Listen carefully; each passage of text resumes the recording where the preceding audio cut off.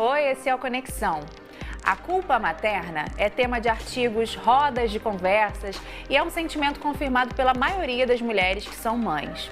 Uma empresa de produtos infantis dos Estados Unidos, chamada NUC, tem uma pesquisa que afirma que 87% das mães sentem culpa em algum ponto da maternidade e 21% sentem na maior parte do tempo ou o tempo todo.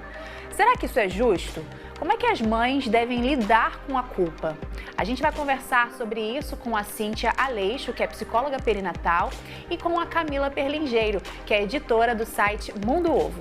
Porque olha só, eu tenho uma sensação das amigas que são mães de que realmente esse sentimento é quase universal. O que você percebe, Cíntia? Totalmente isso. Eu comecei a perceber que ao longo dos atendimentos que eu faço em consultório, o maior foco, a maior queixa é a culpa materna, né? E por diversos motivos, assim.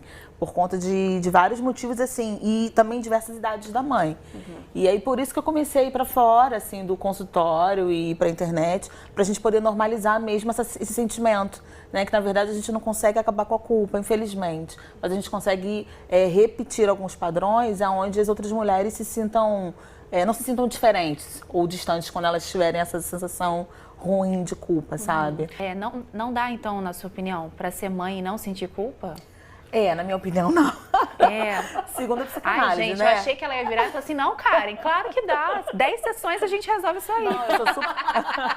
Não, e eu sou mãe, né? Eu também gostaria de não sentir a culpa. Mas gente, assim, é muito injusto, ainda com né? tantos estudos, eu entendo que eu consigo passar pela culpa de forma mais breve, assim, mais rasa, né? Esses são estudos científicos, assim, a gente tem...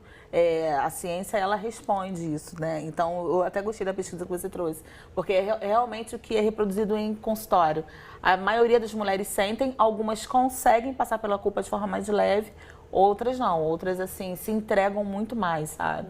Agora sim, também é bacana a gente trazer que nós vivemos uma sociedade que foi construída em cima dessa função materna assim, muito enraizada, né? E muito pesada.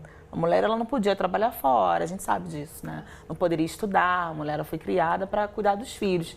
Então, a culpa, ela passeia muito por isso, por essa perfeição da criação que deu certo. Por isso é uma criação muito na figura feminina, né? Dessa mulher, feminina, né? Tem que ser ela, né? Exatamente, por conta de todo o histórico que a gente viveu, sabe? Olha só, a gente ao longo do programa, vamos ouvir relatos de algumas mães, né? Porque a gente está aqui com mães, eu ainda não sou mãe, mas é importante a gente ouvir essas mulheres para dizerem mesmo como que lidam com essa questão. Acho que existe quase que uma obrigatoriedade da mulher ser mãe. E aí você mesmo diz, não, eu ainda não sou mãe. Você estava quase pedindo desculpa. Eu tenho que sempre tem falar, uma coisa gente, assim, é uma coisa que eu ouvi a minha vida inteira. Eu fui mãe tarde. Quando minha filha nasceu, eu já tinha 37 anos. Esse é o começo também da culpa, né? O começo é a sociedade, é o que esperam da gente, né? E a gente não precisa nem ir muito longe, não precisa nem falar em sociedade, mas assim, às vezes a gente tem um parceiro que exige muito mais, né? Muito machista, onde ele acha que realmente é a tua criação. Ou às vezes o cara não é machista, tá com você, ele não se acha machista, mas ele acaba entendendo que você é responsável pela criação e não ele, então ele não se envolve. Os padrões né? não são reproduzidos, né? Isso, ele vai falar, pergunta pra sua mãe que sabe. Então, assim, tem que dar certo aquela criação, a criança tem que ser um rei perfeito. Agora, também acontece bastante da própria criança perpetuar isso, porque quando ela vai crescendo e ela vai entendendo como ela consegue ter alguns ganhos e conquistas ao longo da vida, dentro daquela maternagem, a criança também acaba invertendo um pouco, sabe, essa consideração da função materna e da função de filho dentro dessa relação. A criança acaba cobrando muito mais da mãe, acaba fazendo um pouco mais de chantagem, e a mulher, para querer agradar aquela criança, né, um reizinho da casa, a mãe acaba cedendo ao desejo do filho e se sentindo culpada porque cedeu, mas também se não ceder, se sentir culpada porque não cedeu. Fora que tem outro então, motivo. assim, tem essa coisa do reizinho, mas tem aquela coisa também, pelo amor de Deus, gente, eu vou ceder, porque senão essa criança vai ficar me enchendo o saco. Porque é muito mais fácil agir assim, né? É muito mais fácil. Porque, na verdade, a gente está falando de criação, estamos falando de criação e de educação. Né? A educação, ela dá trabalho, não é fácil. Isso é o que eu mais repito dentro do consultório. consultório e também nas rodas que eu promovo. Criar não é fácil, não é simples, é repetitivo, é desgastante. Então seria muito mais fácil você ceder ao desejo do teu filho do que se impor cansar um não, de né? novo. Exatamente. E isso aí acaba também reforçando a sensação de erro, de culpa. Eu sou muito defensora do comportamento humano, né? Acabo botando a mão na cabeça de todo mundo. Acaba tendo esse cuidado. Só que a gente precisa enfrentar essa culpa, tá? Ela existe, Concordo. é uma sensação normal, ok? Porém, a gente precisa fazer algum movimento para sair disso, sabe? E um grande movimento que eu entendo, que eu percebo, é você tentar fazer com que outras pessoas também, abrir espaço para que outras pessoas criem também os seus filhos, porque também é difícil.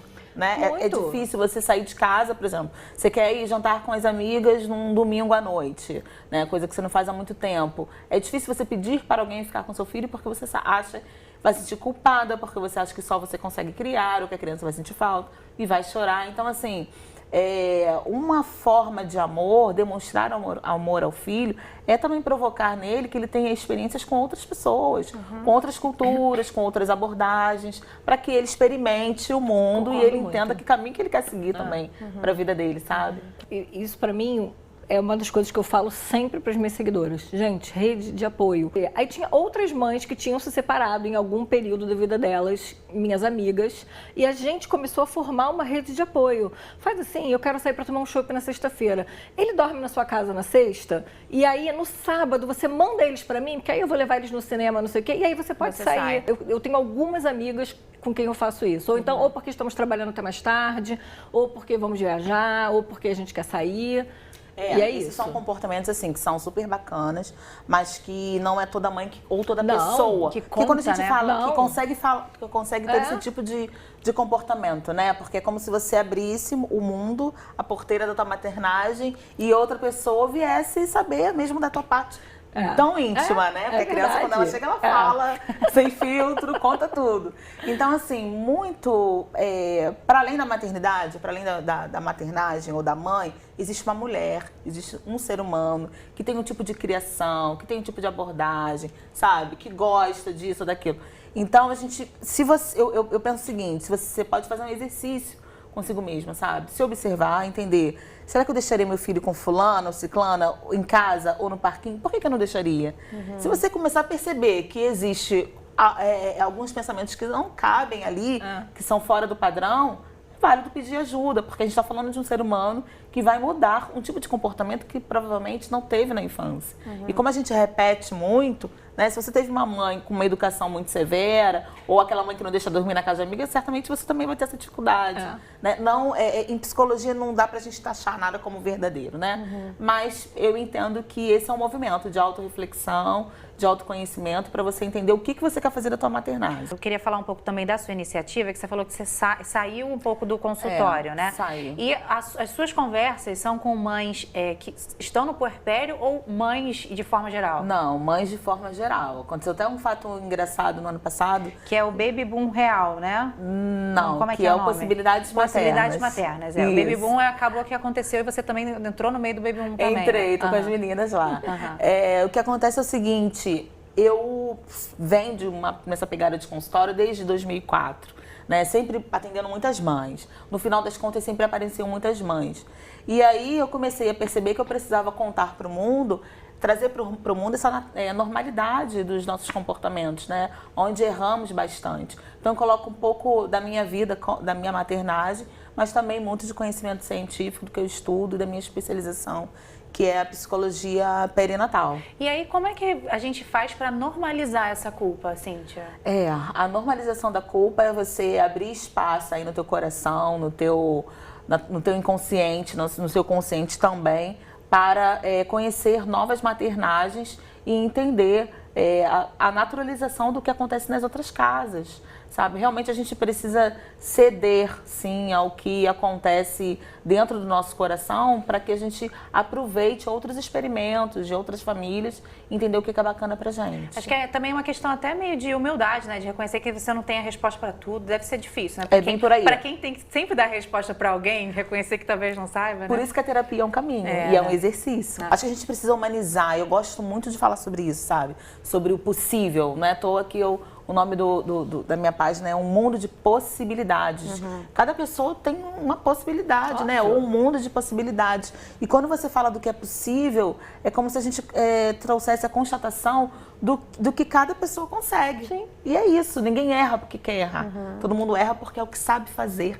Esse momento de volta ao trabalho é crítico para muita gente? O que você percebe? Muito, muito, muito. Não só porque a mãe quer ficar em casa, ou não só porque a mãe quer... Às vezes a mãe ela quer trabalhar e não tem coragem de assumir isso, porque a mãe prefere ficar longe, prefere se fortalecer profissionalmente, cuidar da carreira do que cuidar do bebê. Então, também acaba vindo uma culpa de desejar não estar com o bebê.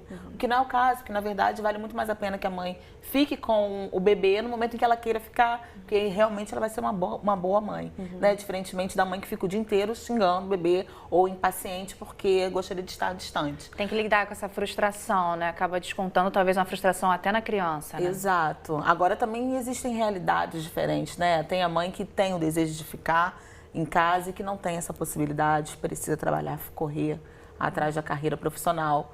Mas assim, essa história que eu trouxe é bem para retificar o quanto que nós somos singulares, sabe? O quanto que faz sentido para mim, não faz para vocês, e o quanto que a gente precisa levar isso também para a maternidade, porque não dá para eu investir toda a minha maternidade ou todo o meu jeito de maternar na sua maternagem ou na sua maternagem, né? Nós temos as nossas motivações internas, né? O que me motiva não motiva vocês. E isso também acontece na maternagem. Eu percebo que as mães sentem alívio durante as rodas de conversa quando elas percebem que as queixas delas não são únicas.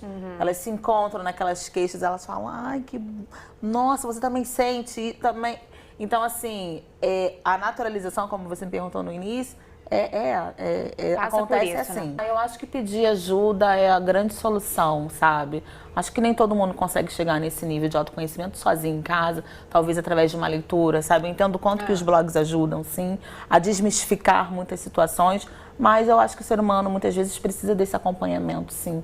E aí nada mais justo do que ela pedir ajuda para ela conseguir ser quem ela quer ser, a mãe que ela quer ser sem sentir a culpa.